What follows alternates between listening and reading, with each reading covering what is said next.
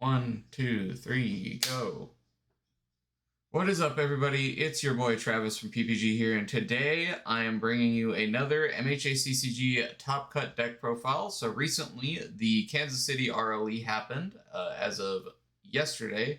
I made top 16 in that. I lost in round 1 of top 16 to Mitchell. Shoutouts to him. One of the better players in our game for sure. Playing the Staff Strike Jiro combo deck. And yeah, let's get right into it. So first off, we'll start with the attacks. I played one Muscle Mauler.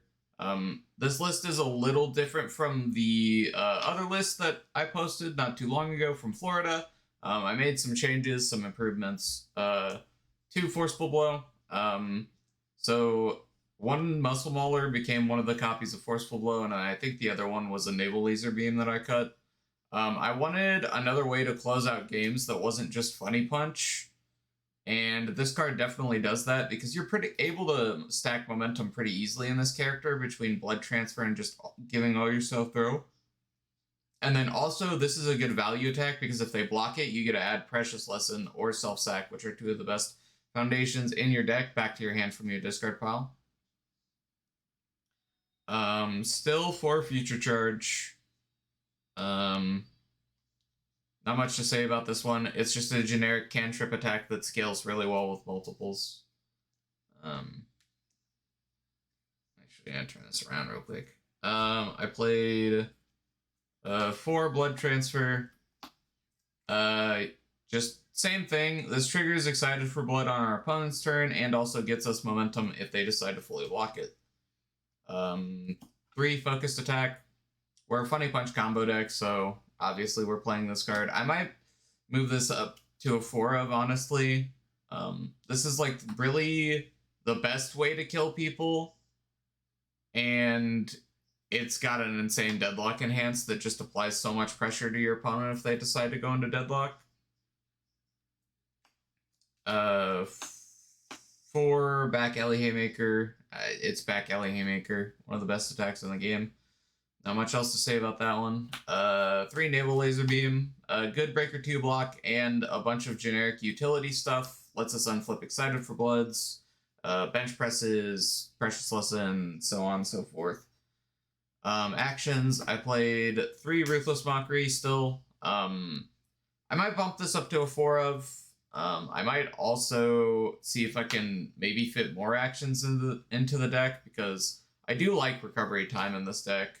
I just could never find space for it without making my deck even more large, because it's already 72 cards.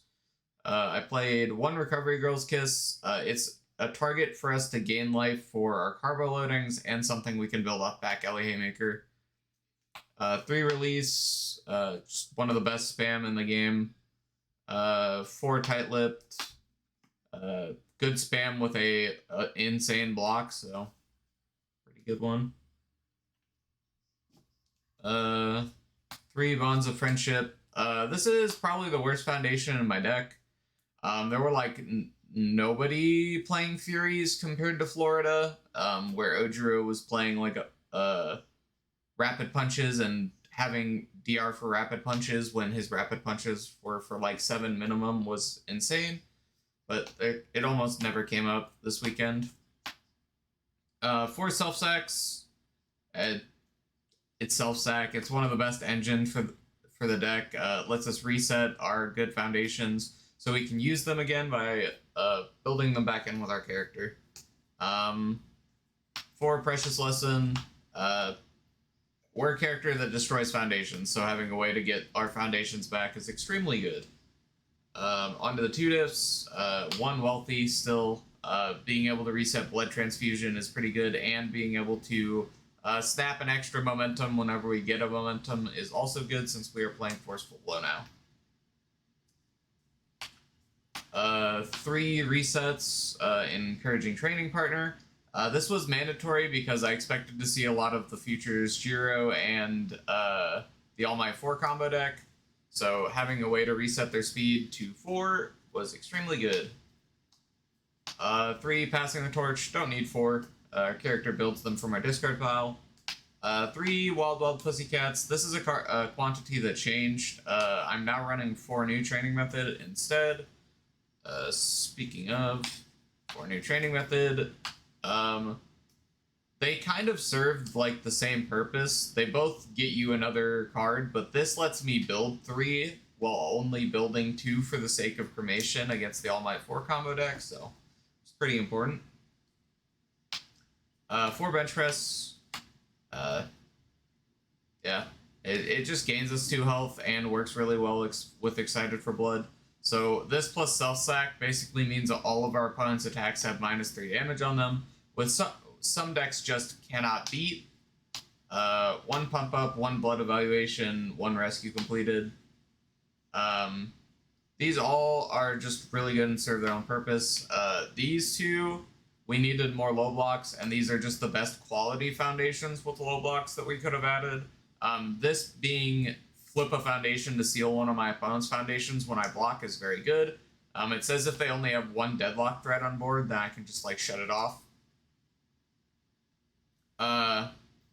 The rescue completed for -speed and being able to ready 2 face downs and then like build it back in with our character is pretty good.